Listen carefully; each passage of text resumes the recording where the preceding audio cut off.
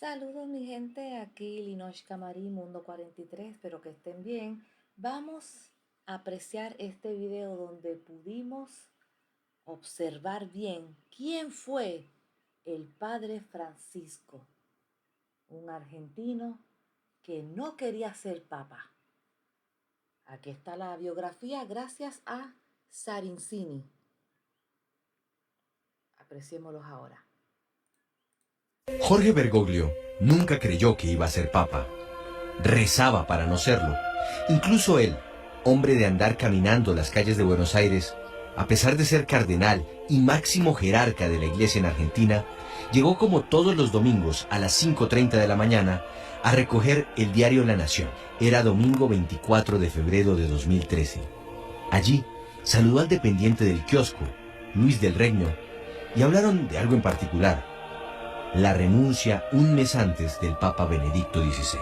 Tocaron el tema porque Jorge, como le llamaba, le contó que al día siguiente debía viajar a Roma a votar por el nuevo representante de Pedro en la tierra, pero además le pidió el particular favor de seguir llevándole el diario a su modesta morada al lado de la catedral. Sin embargo, Luis le tiró una pregunta que quedaría para la posteridad. «Jorge, ¿vas a agarrar la batuta?». A lo que Bergoglio respondió: «Eso es un fierro caliente. Nos vemos en 20 días.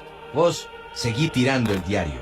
Todos los diarios del mundo habrían de anunciar 17 días después, en su versión extraordinaria, que en la noche del miércoles 13 de marzo, pasadas las 19 horas, se había escogido papa, que su nombre completo era Jorge Mario Bergoglio Sívori, nacido en el barrio Flores de la ciudad de Buenos Aires, Argentina, quien, además, cuando le preguntaron cómo quería que le llamaran de aquí en adelante, de manera sincera había respondido: Francisco. 3 días después, habría de explicar que ese nombre lo había escogido cuando su amigo, el cardenal brasileño Claudio Jumes, le dijo en el momento de su elección: «No te olvides de los pobres». Y mientras se finalizaba el escrutinio, llegó a su corazón el nombre de San Francisco de Asís, el hombre de la pobreza, el hombre de la paz, el hombre que ama y custodia la creación, diría. Este era el hombre que todos queríamos. Lamentablemente hizo su trabajo, hizo su legado, hizo su vida y Dios se lo ha llevado. Que descanse en paz, pero sigamos apreciando este hermoso video que Sarincini nos dio. Este video fue hace 7 años, pero lo seguiremos recordando. Adelante. Jorge Bergoglio no creció en la pobreza, pero sí fue educado en una familia austera y trabajadora. No había cumplido los 13 años cuando su papá lo llamó aparte y le dijo: «Ya estás en edad de trabajar e ir consiguiendo honradamente lo tuyo». Con esas instrucciones, se empleó en un almacén de calcetines en las labores de la limpieza. Aplicado, avanzó rápidamente a la ayuda en la sección de contabilidad. Por esos mismos días habría de aprender a cocinar él mismo. No era que le gustara la cocina, sino que doña Regina, su madre, después del nacimiento de su 5º hijo, había sufrido una parálisis que la mandó a la cama. De modo que ella, desde su lecho de enferma, le daba instrucciones a sus hijos de cómo se mezclaban los alimentos para hacer una buena sopa o un buen desayuno. Los que lo conocen saben que Bergoglio, hasta que fue cardenal de Buenos Aires, le gustaba cocinar para él o para sus invitados los días domingos. Incluso hoy, aún siendo papa, tiende su cama, porque dice que ese ya es un hecho que indica trabajo. Bergoglio se diplomaría con excelentes notas como técnico químico, y su mamá le apuntaba a que Jorge estudiara medicina y fuera el primer médico de la familia. Pero llegaría el día del sacudón, la noticia que dejaría en silencio a su mamá y que alegraría a su padre. Jorge tenía 21 años y sentó a su papá para contarle algo que cambiaría el rumbo de sus vidas. «Papá, quiero ser sacerdote. Quiero irme para el seminario». Su padre, de gran condición católica, se alegró y le dio un beso y un abrazo. El hielo vino por parte de Regina, su madre, Ella optó por el silencio frente al tema y dejó que su hijo ingresara al seminario diocesano de Villa Devoto en Buenos Aires. Pero la decisión no había sido un arrebato por parte del joven Jorge. Habían pasado 3 años antes para que madurara el emprendimiento definitivo hacia la iglesia. La luz, la voz, la revelación, la epifanía, o como se le quiera llamar, le llegó casi al cumplir los 18 años. Curiosamente, Jorge se iba para una fiesta con sus amigos de adolescencia, Alberto d'Arezzo, Abel Sala, Óscar Crespo y Francisco Espinosa. Pero antes, entró un rato en la iglesia de San José de Flores. Allí, se confesó con un sacerdote bastante afable. Aquel 21 de septiembre de 1953, al salir del confesionario, según cuenta el propio Papa, sintió una tranquilidad tan inconmensurable que decidió regresar a casa mientras su mente le decía que debía ser cura. Se enojó mal, diría tiempo después, refiriéndose a su madre, quien no lo acompañó al seminario y quien nunca lo visitó, aunque los fines de semana lo recibía en casa como si no estuviera haciendo carrera para cura. Por esos mismos días hubo una tribulación en su vida. De pronto, antes de partir al seminario, cayó en cama. Los médicos le revisaron y no daban con la causa de la enfermedad. Entonces hallaron que el problema estaba en su pulmón derecho. Allí le encontraron 3 quistes que debían extirpar o podía morir. Era un joven deportista, sano, que no bebía y mucho menos fumaba. Tal vez fue en esas condiciones y tras recuperarse que con más ganas partió hacia el servicio de Dios. En el seminario se encontraría con otro cura que marcaría su vida. Se trata de Enrique Pozzoli, un líder salesiano de Almagro. Fue él quien le aconsejó a Bergoglio que se trasladara como seminarista a Tandil, donde podía seguir mejor los pasos de Don Bosco, pero además mejorar la parte del pulmón derecho que le había quedado. Lo hizo, pero curiosamente un año después se decidió por ingresar a la Compañía de Jesús, es decir, seguir los pasos de San Ignacio de Loyola, y de ahí en adelante profesar votos de obediencia, pobreza y castidad. Dentro de la compañía haría estudios de historia, literatura, latín y griego. Tras el noviciado, fue enviado en 1964 a dictar clase en el Colegio de la Inmaculada Concepción en la provincia de Santa Fe. Su aspecto físico era tan joven que los alumnos lo bautizarían con el sobrenombre de Carucha. Sin embargo, sus clases de literatura se habían convertido en culto dentro del claustro. Un día, por aquella época, le dijo a sus alumnos que cada uno debía realizar un cuento. Aunque a los que les quedara difícil la ficción, podían realizar un escrito de cualquier cosa, pero que le imprimieran su mayor esfuerzo, porque alguien llegaría invitado desde Buenos Aires para leer los textos y calificarlos. Ninguno de los alumnos imaginó que aquel agosto de 1965 entraría por la puerta del salón de clase el mismísimo Jorge Luis Borges. El escritor más respetado de la Argentina no había tenido inconveniente en llegar en tren hasta Santa Fe. Ayudado por Bergoglio y ya con sus problemas de ceguera avanzados, se sentó enfrente de los alumnos e inició una clase magistral sobre la literatura gaucha.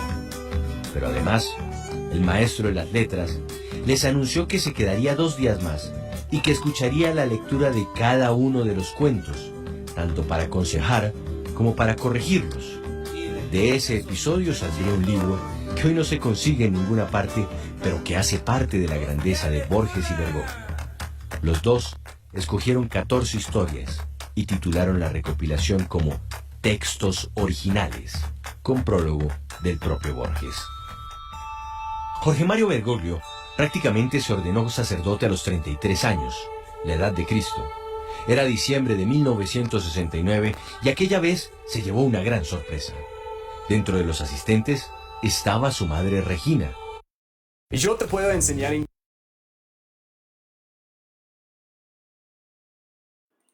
Sabía que iba a pasar esto, que iba a salir el anuncio. Continuamos, mi gente. quien en un gran acto de humildad se acercó a su hijo y le pidió que le diera la bendición. Por esos mismos días, también estaba próximo a finalizar sus estudios en teología en el Colegio Máximo de San José. Curiosamente, su primer viaje al exterior fue a Colombia, en 1970, justo antes de viajar a España para pasar la tercera dura y ardua prueba de su noviciado como jesuita. Sus homilías comenzarían a hacer eco en los corrillos de la iglesia argentina, no solo por sus palabras, sino porque lo que decía lo hacía. Era ejemplo. La iglesia debe acercarse a los pobres, y no los pobres llegar por hambre a la iglesia, decía. Bergoglio era de tomar cualquier microbús e irse hasta los confines de los barrios de invasión, dar misa y quedarse conversando con la gente para alentarlos a salir adelante. Lloraba sin que nadie lo viera cuando regresaba al centro de Buenos Aires. De hecho, su primer gran nombramiento, sin pedirlo, fue como provincial de los jesuitas en la Argentina, en el año de 1973. Apenas si tenía 36 años y había quedado al frente de velar por más de 160 sacerdotes y media docena más de casas curales. Pero aquella década se vendría con una experiencia amarga para todos los argentinos: la dictadura militar de José Rafael Videla. Era 1976 y cierta parte de grupos militares iniciaron un trabajo de limpieza social contra todo aquel que oliera izquierda o comunismo. Fueron decenas de personas las que acudieron a los favores del padre Bergoglio. Con toda la calle que había recogido durante sus años de andarla, Bergoglio fue capaz de diseñar planes tanto para esconder gente como para sacar a algunos perseguidos políticos del país y para presionar la liberación de los secuestrados. Se comprometió tanto en salvar vidas que fue capaz de entregarle su propio documento de identidad a un joven en peligro, disfrazarlo de cura y llevarlo él mismo hasta el transporte para sacarlo del país. Un día, muy preocupado por la vida de los curas Orlando Llorio y Francisco Jalix, quienes habían sido secuestrados en la villa de Rivadavia, ¿Vieron eso, mi gente? El mismo Francisco Bergoglio tuvo que buscar una persona, disfrazarlo de cura para sacarlo del país.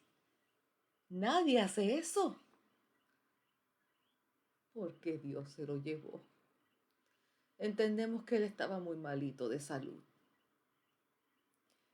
En verdad que tengo que buscar un montón de documentos o documentales de todos los papas para saber quién es la persona. Mi gente, cuando empiecen a buscar al papa, les voy a promover quién es la persona. Les voy a dar un documental así para que lo puedan apreciar. ¡Wow! Impresionante lo del padre Bergoglio. Continuamos porque esto es muy interesante. le pidió al capellán que le oficiaba las misas a Videla que se hiciera el enfermo para celebrar él el ritual y estar cerca del teniente general.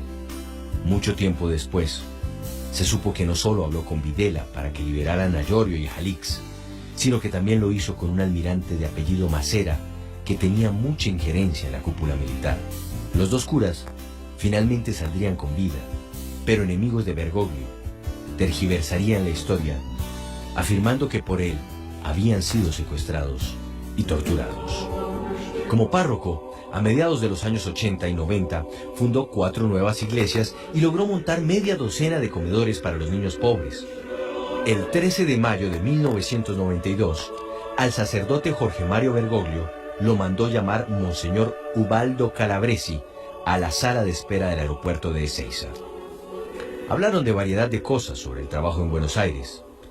Bergoglio pensó que lo estaban regañando sin regañar, pero justo cuando Monseñor se iba a subir al avión, le soltó una gran noticia.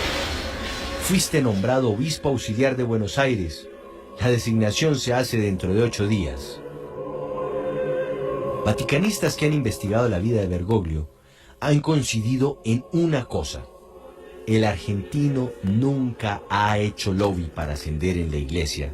Eran sus actos los que hacían que la gente le echara el ojo. Algo parecido sucedió 5 años más tarde, el martes 27 de mayo de 1997. Monseñor Calabresi lo invitó a almorzar a su casa. Y allí, en medio de disertaciones, un empleado apareció con un pastel y champán. Bergoglio confiesa que pensó que era el cumpleaños de Calabresi y que casi se atreve a felicitarlo. Pero no. Ese día le anunció que desde Roma habría sido nombrado como nuevo obispo coadjutor de Buenos Aires. Un año más tarde, murió Antonio Carracino y Bergoglio lo sucedió como arzobispo de Buenos Aires, es decir, gran primado de la Argentina. Tal vez el año clave en su vida fue el 2001. Por aquellos días, el Papa Juan Pablo II lo hizo cardenal, de modo que su nombre se agregó al selecto grupo de purpurados del planeta. Y él, Jorge Mario, como siempre, dejó su huella en dicha ocasión. A todos los que le pidieron acompañarlo a su nombramiento en Roma, les hizo una solicitud: que en lugar de gastarse la plata en ese viaje, la donaran a los pobres. Ese mismo año ocurrió... ¿Escucharon, mi gente? Todo el dinero que él obtuvo no era para él. Lo donó para las personas pobres. Así es que se empieza. Primero con los pobres. Y el público te querrá. Ese hombre fue querido, amado y respetado. Mucha gente se pregunta que si a él lo que le importaba era el dinero. Mi gente, lo estamos escuchando. A él no le importaba el dinero. A él lo que le importaba era, sí, tener dinero, pero no para él. El dinero que él obtenía, pues sí, él tenía que poner su ropa y todas esas cuestiones. Pero lo que él poseía de mucho dinero era para la gente pobre. Él saludaba a morenos, blancos, mestizos, asiáticos, españoles, de todos los países, niños, jóvenes, adultos, personas mayores, gente hasta de la calle que estaban deambulando, también los saludaba. Él saludaba a todo el mundo. Esta persona no le tenía asquedad a nada. Eso era un papa. Saludar a la persona que tienes enfrente. Hay personas que tienen, ¿sabes? Que se visten tan elegantes y dicen, no, yo no voy a tocar a esa persona. Por la palabra asquedad. Pero miren al papa. No le importaba. Él tocaba lo que sea con tan solo curarlo. Por eso es que todo el mundo amaba a ese papa. Y veremos cómo será el nuevo papa. Sigo pensando en el italiano. Espero que ese italiano esté ahí. Lo quiero a él, pero no sé a cuál van a escoger. El que escojan, yo voy a estar pendiente y voy a traerles el documental de este nuevo papa. Voy a estar pendiente de eso. Continuamos con Bergoglio, Francisco. Ocurrió algo que está dentro de lo que tiene que suceder. El relator general del Sínodo de Obispos del 2001 era el padre Edward Egan, pero tuvo que viajar a Nueva York por el atentado contra las Torres Gemelas, de modo que Bergoglio fue escogido para reemplazarlo. Lo hizo también que fue el más votado para representar al continente americano en el Consejo Sinodal. Entonces llegaría la muerte de Juan Pablo II y el cónclave del año 2005. Aunque todos los purpurados juran silencio total de todo cuanto acontece dentro de la elección del nuevo papa, a la prensa se filtraría que el argentino había sacado 40 votos, pero que con un argumento valioso les había pedido a sus seguidores que se los dieran al alemán Joseph Ratzinger, ya que tantas fumatas negras harían pensar al mundo que la iglesia estaba totalmente dividida. Bergoglio pensó que se había salvado de ese fierro caliente, pero con lo que no contaba era con la renuncia de Benedicto XVI en febrero del año 2013. La elección estaba tan clara que duró apenas un día. Esa misma semana dejó en claro el tipo de papa que iba a ser. Primero, no quiso quedarse a vivir en el tercer piso del lujoso Palacio del Vaticano, sino quedarse en la modesta habitación 201 de la residencia de Santa Marta, en un cuarto de 50 metros cuadrados, e incluso desayunar y almorzar junto a la gente que pasa por aquella sede.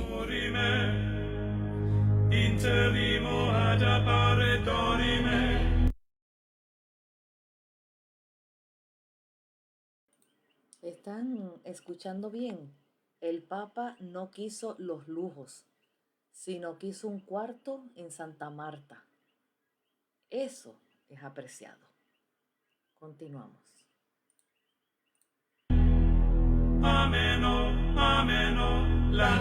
Un papa de la gente. No le gusta andar en la limusina papal, sino que anda en un sencillo Ford Focus color azul. Tampoco le gusta que le respondan las cartas por él. Siempre trata de hacerlo él mismo. Igual pasa con las llamadas telefónicas. Es quizá el primer papa que ha llamado directamente a una decena de fieles a darles consejos o alientos. Tal vez por ello, fue él mismo quien 6 días después de haber sido ungido como el vicario de Cristo en la tierra, que sacó su agenda, marcó un número del teléfono de la Argentina y llamó al dependiente que le dejaba todos los días el periódico en su morada de Buenos Aires, solo para decirle que le disculpara, que debía cancelar la suscripción porque lo habían elegido papa y no podía hacer nada, y solo pedirle que rezaran por él.